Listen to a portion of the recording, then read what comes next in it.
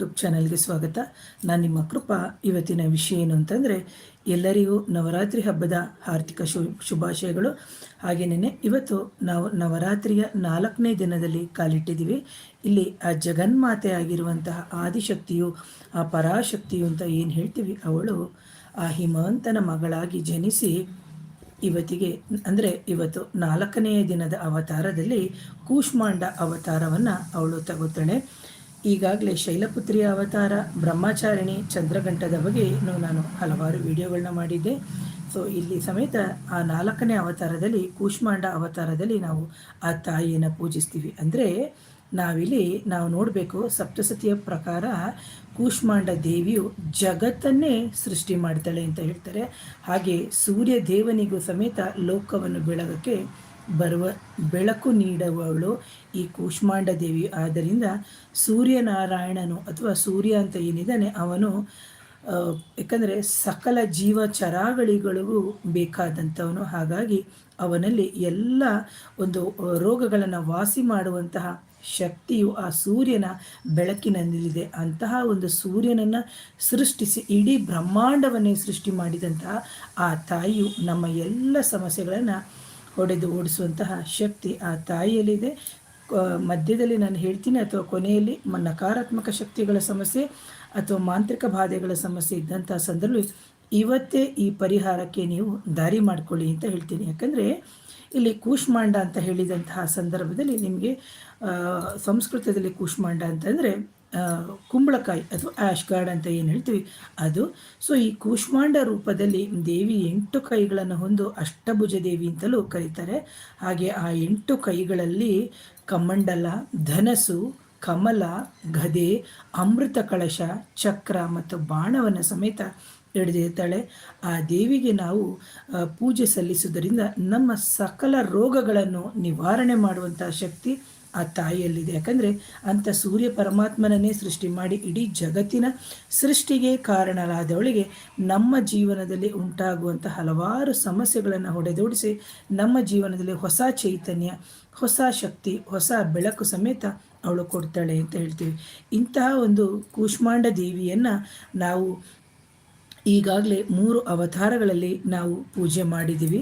ಯಾಕೆ ಅಂತಂದರೆ ನಾನು ಹೇಳಿದ್ದೆ, ಯಾಕಂದರೆ ಶೈಲಪುತ್ರಿ, ಬ್ರಹ್ಮಚಾರಿಣಿ, ಚಂದ್ರಘಂಟದಲ್ಲಿ ನಾವಿಲ್ಲಿ ನಿಮಗೆ ಯಾವುದೋ ಮಂತ್ರಗಳು ಹೇಳ್ಕೊಳ್ಳೋಕ್ಕೆ ಕಷ್ಟ ಆಗ್ತಾ ಇದೆ ಅಂತ ಹೇಳಿದಂಥ ಸಂದರ್ಭದಲ್ಲಿ ಅದಕ್ಕೆ ಯೋಚನೆನೇ ಮಾಡಿಬಿಡಿ. ದೀಪದ ಪರಿಹಾರವೂ ಸಮೇತ ನಾನು ಹೇಳಿದ್ದೆ. ಹಾಗೇನೇ ಇಲ್ಲಿ ಸರಳವಾಗಿ ನೀವು ಕೂತಲ್ಲೂ ಜಪಿಸ್ಬೋದು, ನಿಂತಲ್ಲೂ ಜಪಿಸ್ಬೋದು. ಆ ತಾಯಿ ಇಡೀ ಸೃಷ್ಟಿಗೆ ಕಾರಣ ಅದನ್ನ ನೀವು ಕೇಳ್ಕೊಳ್ಳೋದು ಇಷ್ಟೇ. ಯಾ ದೇವಿ ಸರ್ವಭೂತೇಶು ಕೂಷ್ಮಾಂಡ ರೂಪೇಣ ಸಮಸ್ಥಿತ ನಮಸ್ತಸ್ಯೇ ನಮಸ್ತಸ್ಯೇ ನಮಸ್ತಸ್ಯೇ ನಮೋ ನಮಃ ಅಂತ ಹೇಳ್ಕೊಂಡು ಸತತವಾಗಿ ನೀವು ಈ ಮಂತ್ರವನ್ನು ನೀವು ಪಠನೆ ಮಾಡ್ಕೊಳ್ಳಿ ಅಂತ ಹೇಳ್ತೀನಿ.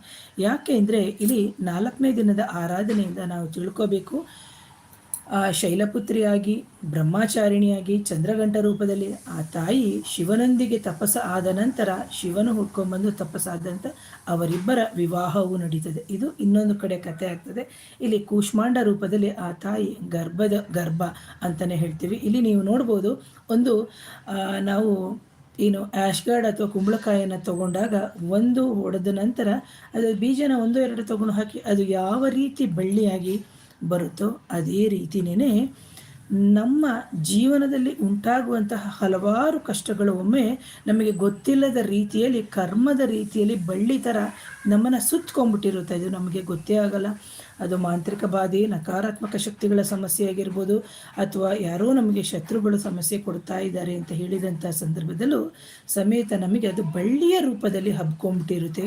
ಹಾಗಾಗಿ ನಾವು ಅದನ್ನು ಕಿತ್ತು ಬಿಸಾಡಿ ಅದನ್ನು ನಾವು ಹೊಸದಾಗಿ ನಾವು ಬರಬೇಕು. ಆ ಹೊಸದಾಗಿ ಬರಬೇಕು ಅಂದರೆ ಅದಕ್ಕೆ ನಮಗೆ ನವಚೈತನ್ಯ ಬೇಕು. ಆ ನವಚೈತನ್ಯ ಬೇಕು ಅಂತಂದರೆ ನಾವು ಈ ಬ್ರಹ್ಮಾಂಡದ ಜೊತೆಗೆ, ಬ್ರಹ್ಮಾಂಡದ ಎನರ್ಜಿ ಅಂತ ಏನಿದೆ ಆ ಫ್ರೀಕ್ವೆನ್ಸಿಗೆ ನಾವು ಕನೆಕ್ಟ್ ಆಗ್ತಾ ಹೋಗಬೇಕು ಅಂತ ಹೇಳ್ತೀವಿ. ನೀವು ನೋಡ್ಬೋದು, ಆ ಕೂಷ್ಮಾಂಡ ಅಂತ ಹೇಳಿದಂಥ ಸಂದರ್ಭದಲ್ಲಿ ನಾನು ಹೇಳಿದೆ ಕುಂಬಳಕಾಯಿ. ಈಗ ನಾವು ನೋಡಿ, ಈಗ ಆಯುಧ ಪೂಜೆ ಸಮಯದಲ್ಲಿ ಮಾತ್ರ ಕೆಲವರು ಫ್ಯಾಕ್ಟ್ರಿ ಪೂಜೆ ಆಗಿರ್ಬೋದು, ಮನೆ ಪೂಜೆ ಆಗಿರ್ಬೋದು, ಒಂದು ಪಾರ್ಲರ್ ಆಗಿರ್ಬೋದು, ಎಲ್ಲ ಕಡೆ ಆ್ಯಶ್ ಗಾರ್ಡು ಪ್ರತಿಯೊಂದು ಕಡೆಯೂ ಬಳಸಲ್ಪಡ್ತದೆ. ಯಾಕೆ ಅಂತಂದರೆ ನೀವು ನೋಡ್ಬೋದು, ಎಲ್ಲ ತರಕಾರಿಗಿಂತಲೂ ಎಲ್ಲ ಹಣ್ಣಿಗಿಂತಲೂ ಎಲ್ಲ ಇದಕ್ಕಿಂತಲೂ ಆ ಆ್ಯಶ್ ಗಾರ್ಡ್ ಅಥವಾ ಕುಂಬಳಕಾಯಿಯಲ್ಲಿ ಏನಿದೆ ಅದರಲ್ಲಿ ಪ್ರಾಣ ಶಕ್ತಿ ಹೆಚ್ಚಾಗಿದೆ. ಅದರಲ್ಲಿ ತುಂಬ ಹೈ ಫ್ರೀಕ್ವೆನ್ಸಿ ಎನರ್ಜಿ ಇರುತ್ತೆ. ಹಾಗಾಗಿ ಅದಕ್ಕೆ ಬಂದು ಒಂದು ನಕಾರಾತ್ಮಕವಾದಂಥ ಶಕ್ತಿಯನ್ನು ತೆಗೆದು ಬಿಸಾಡುವಂಥ ಶಕ್ತಿ ಆ ಕುಂಬಳಕಾಯಿಯಲ್ಲಿದೆ. ಹಾಗಾಗಿ ಇಂತಹ ಒಂದು ಕುಂಬಳಕಾಯಿಯನ್ನು ನಾವು ಪ್ರತಿಯೊಬ್ಬರೂ ಒಂದು ಹೊಸ ಗಾಡಿ ತಗೊಳ್ಳಿ ಅಥವಾ ಯಾವುದೇ ಒಂದು ಶುಭ ಕಾರ್ಯಗಳು ಮಾಡಿದ ಒಂದು ಅಂಗಡಿ ಓಪನ್ ಮಾಡಿದಾಗ ನೀವು ನೋಡ್ಬೋದು, ಎಲ್ಲ ಥರ ಹೀಗೆ ಕುಂಬಳಕಾಯಿಯನ್ನು ಅರಿಶಿನ ಕುಂಕುಮ ಹಾಕಿ, ಅರಿಶಿನ ಹಾಕಿ ನಿಂಬೆಹಣ್ಣು ಇಟ್ಟು ಅದನ್ನು ಇಳೆ ತೆಗೆದು ಬಿಸಾಡ್ತಾರೆ. ಯಾಕೆ ಅಂತಂದರೆ ಯಾವುದೇ ನೆಗೆಟಿವ್ ಎನರ್ಜಿ ಅಥವಾ ಕಣ್ಣು ದೃಷ್ಟಿಗಳು ಇದ್ದಂತಹ ಸಂದರ್ಭದಲ್ಲಿ ಅದರ ಒಂದು ಆ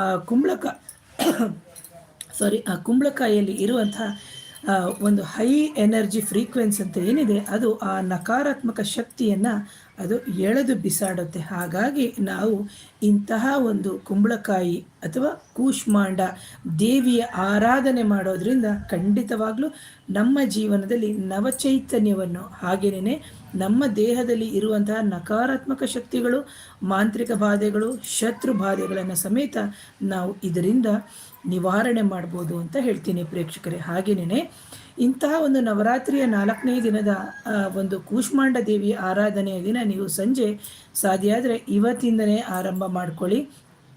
ಒಂದು ಸಣ್ಣದಾಗಿರುವಂಥ ಕುಂಬಳಕಾಯಿಯನ್ನು ತಗೊಂಡು ಬನ್ನಿ.